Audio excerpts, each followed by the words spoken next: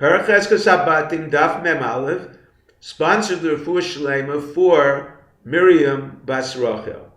We begin with the Mishnah. The Mishnah begins with a rule discussed before in the Gemara.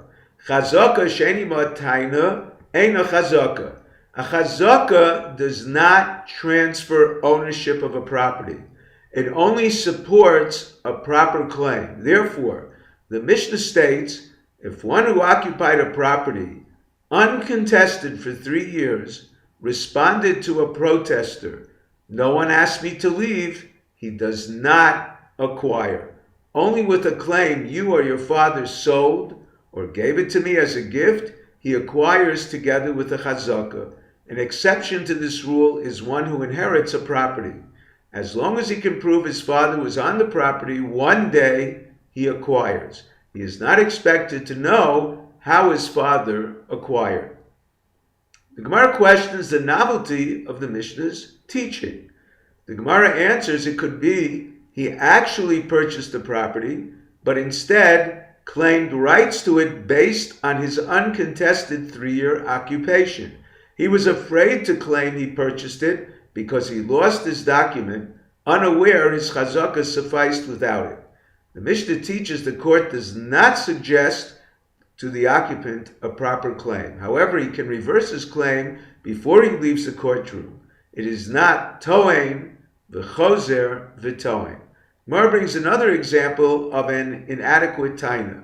Flood washed away Ravanan's boundary fence. He replaced it together with his neighbor mistakenly beyond its original place. Although Ravanan did not occupy the extended area 3 years, he provided witnesses who could testify his neighbor helped him, indicating he accepted the new border, relinquishing rights to what was originally his. Rav Nachman decided, just as Ravanan placed it there unaware it was not the original boundary, his neighbor relinquished his rights mistakenly. Therefore, Ravanan had to move the fence back to its original place.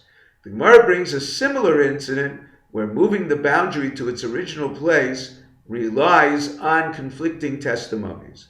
This time it was Rav Kahana's fence that was washed away. One witness testified he replaced it 2 rows into his neighbor's field, and one testified 3 rows. According to Rabbi Shimon ben Elazar, Beis Hillel held concerning a loan where one witness testified it was for $100 and the other witness testified it was for $200, the discrepancy does not discredit their testimony. The lender is entitled to collect the agreed amount, unlike Beis Shammai, who holds their testimony is canceled. Here, Rabbi Yehuda followed Rabbi Shimon ben Elazar and required Rav Kahana to move back 2 rows. The Gemara brings a machlokas Rav and Rabbi Chia concerning an occupant's claim.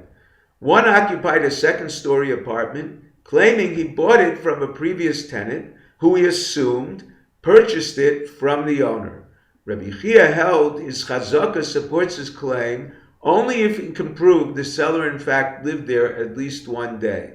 Although our Mishnah rules a court claims on behalf of an heir, and so too a purchaser, both not certain of all related facts, they must still lend at least some support to their claims. Rav questioned Rabbi Chia's ruling. Perhaps the purchaser saw an opportunity to make a quick profit, bought and sold the property immediately without occupying it. The court should support his claim even without proof of occupancy for 1 day. Although the halacha follows Rabbi Chia, the Gemara concludes the Mishnah does not necessarily prove his opinion. Number 1, when the Mishnah states one who inherits does not require a supporting claim, it includes not any proof for 1 day occupancy. Number 2, even if an heir would require a proof for at least 1 day occupancy, a purchaser is different. He certainly determined the seller's title, the lo shadei zuzi bichdi. He does not throw his money away. The Gemara concludes with a machlokas if the seller was seen measuring the property but did not live there. Abaya holds measuring is tantamount to living there. Rava disagrees. Sometimes one measures and then decides against the purchase. If you're enjoying DaF in 5, please click on the link below, subscribe and become a sponsor. Have a good Vach, Shvua Tov.